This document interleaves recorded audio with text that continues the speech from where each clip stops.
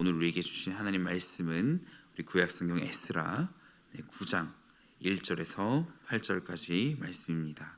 구약성경 에스라서 9장 1절에서 8절까지 말씀입니다. 함께 합독하겠습니다. 시작. 이 일 후에 방백들이 내게 나아와 이르되 이스라엘 백성과 제사장들과 레위 사람들이 이 땅 백성들에게서 떠나지 아니하고 가나안 사람들과 헷 사람들과 브리스 사람들과 여부스 사람들과 암몬 사람들과 모압 사람들과 애굽 사람들과 아모리 사람들의 가증한 일을 행하여 그들의 딸을 맞이하여 아내와 며느리로 삼아 거룩한 자손이 그 지방 사람들과 서로 섞이게 하는데 방백들과 고관들이 이 죄에 더욱 으뜸이 되었다 하는지라.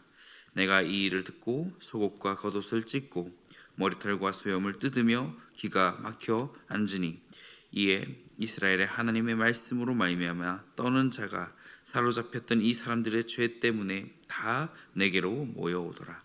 내가 저녁 제사 드릴 때까지 기가 막혀 앉았더니 저녁 제사를 드릴 때에 내가 근심 중에 일어나서 속옷과 겉옷을 찢은 채 무릎을 꿇고 나의 하나님 여호와를 향하여 손을 들고 말하기를 나의 하나님이여 내가 부끄럽고 낯이 뜨거워서 감히 나의 하나님을 향하여 얼굴을 들지 못하오니 이는 우리 죄악이 많아 정수리에 넘치고 우리 허물이 커서 하늘에 미치미니이다. 우리 조상들의 때로부터 오늘까지 우리의 죄가 심하매 우리의 죄악으로 말미암아 우리와 우리 왕들과 우리 제사장들을 여러 나라 왕들의 손에 넘기사 칼에 죽으며 사로잡히며 노략을 당하며 얼굴을 부끄럽게 하심이 오늘날과 같으니이다. 이제 우리 하나님 여호와께서 우리에게 잠시 동안 은혜를 베푸사 얼마를 남겨두어 피하게 하신 우리를 그 거룩한 처소에 박힌 목과 같게 하시고 우리 하나님이 우리 눈을 밝히사 우리가 종노릇하는 중에서 조금 소생하게 하셨나이다. 아멘. 진리 되신 우리 하나님의 말씀, 또 그 하나님의 마음에 반응하는 사람에게는 거룩함이 있습니다. 오늘 말씀을 본 것과 같이 또 그가 바로 세상을 바꾸는 사람에 속한 것이죠. 세상을 변화시키는 힘은 언제나 거룩함에서 나옵니다. 또 에스라 시대 또 백성은 포로에서 돌아와서 성전을 세우게 되었습니다. 그러나 그 성전이 완성되었다고 해서 곧 하나님의 기쁨이 회복된 것은 아니었습니다. 성전이 다시 세워졌지만 그 건물이 다시 들어섰지만 그 성전에 들어가야 할 거룩한 그 백성의 마음은 무너져 있었기 때문입니다. 오늘 본문 말씀은 그 사실을 깨달은 그 에스라의 통렬한 그러한 회개의 장면을 담고 있습니다. 우리 삶 가운데 우리가 드리는 그 예배의 형태, 예배의 형식이 남아있지만 그 거룩의 본질이 무너진 자리들이 있지는 않은지 우리가 오늘 말씀을 통해서 돌아보며 또 그러한 자리들이 거룩함으로 다시 회복되어지기를 소망합니다. 먼저 어떻게 이 거룩함이 회복될 수 있을까요? 바로 회개로서 세워질 수 있는 것입니다. 에스라는 오늘 이 회개를 하고 있습니다. 더 깊이 질문하며 나가기 원합니다. 이 회개는 무엇입니까? 그냥 잘못했습니다. 또 사회 생활 가운데 또 예의 범절로서 말 그대로 또 어쩌면 거칠애로서의 그런 사과하거나 그런 차원이 아닌 것입니다. 바로 하나님과 나 사이에서 하나님 앞에 범죄한 것, 하나님 앞에 불순종한 죄, 그에 따른 각 종류의 그런 죄악들이 나타나는데 이 죄를 죄로 볼 줄 아는 그러한 눈을 가지는 것이죠. 첫째로 우리는 죄를 죄로 볼 줄 알아야 합니다. 이것을 우리가 또 기억하며 나가기 원합니다. 1절과 2절을 다시 한번 같이 읽겠습니다. 이 일 후에 방백들이 내게 나아와 이르되 이스라엘 백성과 제사장들과 레위 사람들이 이 땅 백성들에게서 떠나지 아니하고 가나안 사람들과 헷 사람들과 브리스 사람들과 여부스 사람들과 암몬 사람들과 모압 사람들과 애굽 사람들과 아모리 사람들의 가증한 일을 행하여 그들의 딸을 맞이하여 아내와 며느리로 삼아 거룩한 자손이 그 지방 사람들과 서로 섞이게 하는데 방백들과 고관들이 이 죄에 더욱 으뜸이 되었다 하는지라. 에스라가 듣게 된 이 첫 소식이 충격적이지요. 이스라엘 백성들이 이방인과 혼합된 결혼을 통해 거룩한 자손을 이렇게 그 거룩에서 벗어나게 했다는 것입니다. 그들은 하나님의 언약 백성이면서도 세상의 가치와 타협하며 그 신앙의 정체성을 무너뜨렸습니다. 더 심각한 것은 방백들과 고관들, 즉 영적 리더들이 이 죄에 앞장섰다라는 그런 사실을 담고 있죠. 하나님께서는요, 단지 결혼의 문제가 아닌 거룩이 섞여서 그 거룩의 본질을 잃게 되는 그 문제를 지적하십니다.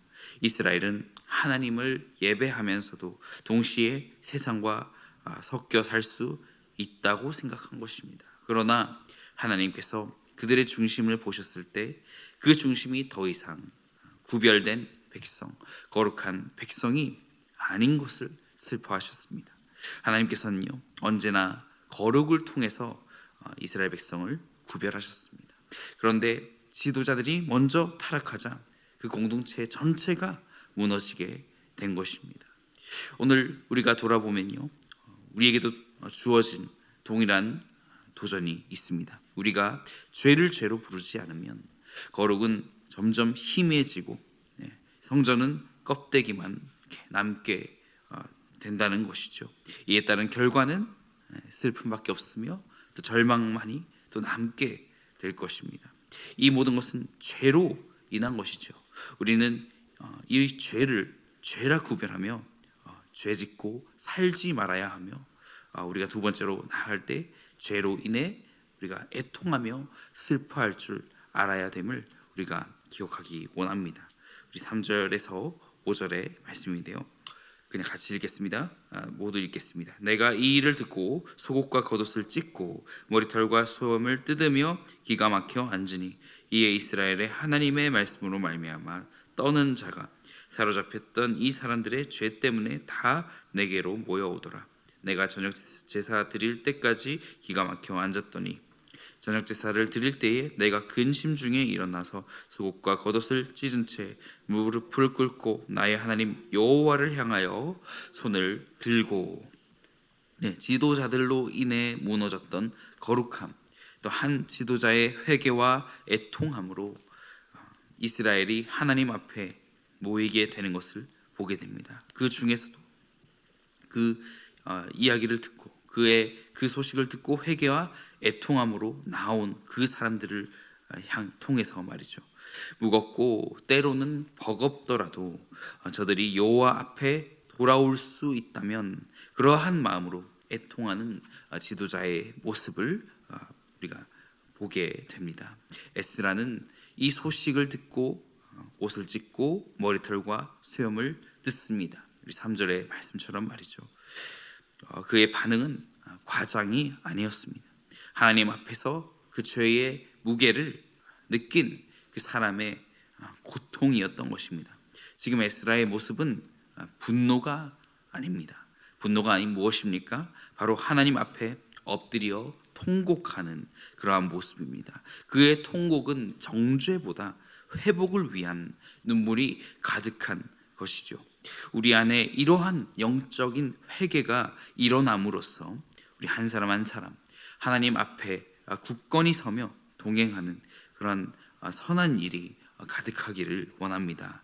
우리의 신앙이 무너질 때 다시 회복이 시작되는 자리가 이러한 눈물의 기도 자리라는 것이죠. 이 자리가 회복되면요, 내가 내 삶에 역사하실 하나님을 구해왔던 그런 기나긴 기도마저도 응답되게 되는 것이죠. 아니, 이미 이루셨음을 우리가 확신하게 되는 것이죠. 거룩이 회복되는 세 번째 단계, 우리는 은혜로 주어진 생명을 다시 붙잡아야 합니다. 우리가 반드시 그렇게 해야 하는 것이죠. 6절에서 8절입니다. 같이 읽겠습니다. 말하기를 나의 하나님이여 내가 부끄럽고 낯이 뜨거워서 감히 나의 하나님을 향하여 얼굴을 들지 못하오니 이는 우리 죄악이 많아 정수리에 넘치고 우리 허물이 커서 하늘에 미침이니이다. 우리 조상들의 때로부터 오늘까지 우리의 죄가 심하매 우리의 죄악으로 말미암아 우리와 우리 왕들과 우리 제사장들을 여러 나라 왕들의 손에 넘기사 칼에 죽으며 사로잡히며 노략을 당하며 얼굴을 부끄럽게 하심이 오늘날과 같으니이다. 이제 우리 하나님 여호와께서 우리에게 잠시 동안 은혜를 베푸사 얼마를 남겨두어 피하게 하신 우리를 그 거룩한 초소에 박힌 목과 같게 하시고 우리 하나님이 우리 눈을 밝히사 우리가 종로로 타는 중에서 조금 소생하게 하셨나이다. 에스라가 6절에서 말합니다. 우리의 죄악이 많아 정수리에 넘치고 하늘에 미칩니다. 그가 죄의 깊이를 인정할 줄 아는 사람임을 우리가 볼 수 있죠. 우리가 그 고백의 끝에 에스라는 하나님의 은혜를 발견했습니다. 8절 가운데서 우리 하나님이 우리에게 잠시 동안 은혜를 베푸사 우리를 그 거룩한 초소에 박힌 못과 같게 하셨다. 즉 하나님은 완전히 버리지 않으시고 그 죄악에 빠진 가운데에도 그 잠시 동안 은혜를 베푸셨다는 것입니다. 남은 자로서 다시 세워주셨다는 그러한 고백입니다. 오늘 우리 가운데 우리 마찬가지의 은혜를 받았습니다. 우리의 삶 가운데 하나님께서는 죄로 무너진 우리를 끝내 버리지 않으시고 다시 부르십니다. 우리에게 남겨진 은혜로서 이것이 가능했던 것이죠. 하나님의 그 마음 같아서 판을 엎고 다시 시작하고 싶은 마음이 왜 없겠습니까? 그러나 자비의 하나님이셔서 우리에게 남겨놓으신 은혜, 잠시 동안 은혜를 베푸심 앞에 우리가 그것을 빨리 발견하고 또 참된 회개가 일어나야 하지 않겠습니까? 이 회개는 끝이 아니라 다시 하나님과 함께하는 그러한 다시 하나님과 동행하게 되는 새로운 또 힘이며 또 여정인 것입니다.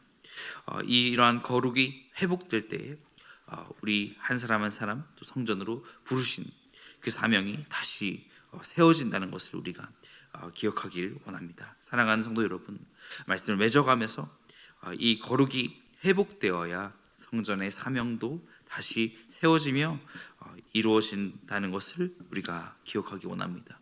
감정의 표현으로서 회개하는 것이 아니라 우리가 하나님의 또 성전이니 그 정체성을 회복하기 위하여서 우리가 회개하기를 원합니다. 건물보다 누구를 더 기뻐하시나요? 바로 거룩한 거룩한 백성인 우리를 주님이 더 기뻐하시기 때문입니다. 사도 바울은 고린도전서 우리 3장 16절 가운데 이렇게 말합니다. 너희가 하나님의 성전인 것과 하나님의 성령이 너희 안에 계시는 것을 알지 못하느냐라고요. 또 고린도후서 6장 16절에서 덧붙여 말합니다. 우리는 살아계신 하나님의 성전이라. 하나님께서 이르시되 내가 그들 가운데 거하며 두루 행하고 나는 그들의 하나님이 되고 그들은 내 백성이 되리라. 아멘이십니까?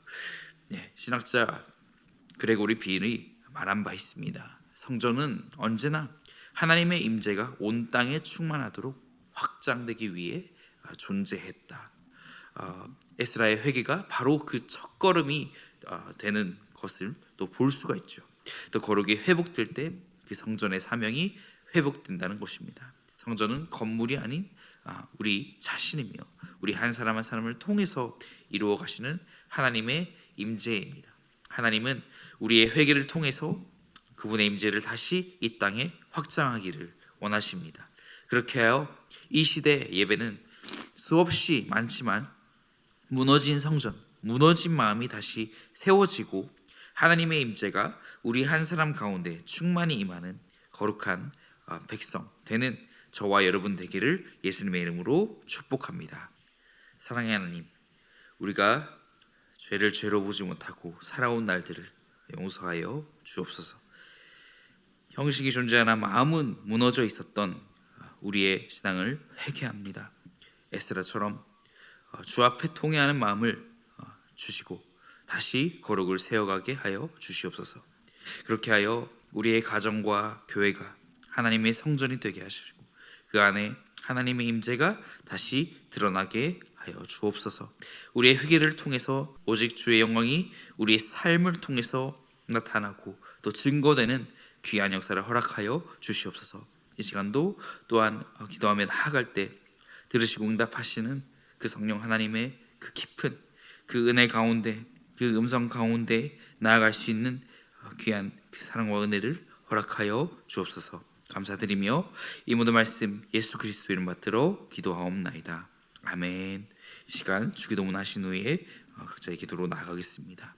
하늘에 계신 우리 아버지여, 이름이 거룩히 여김을 받으시오며 나라가 임하시오며 뜻이 하늘에서 이루어진 것 같이 땅에서도 이루어지이다.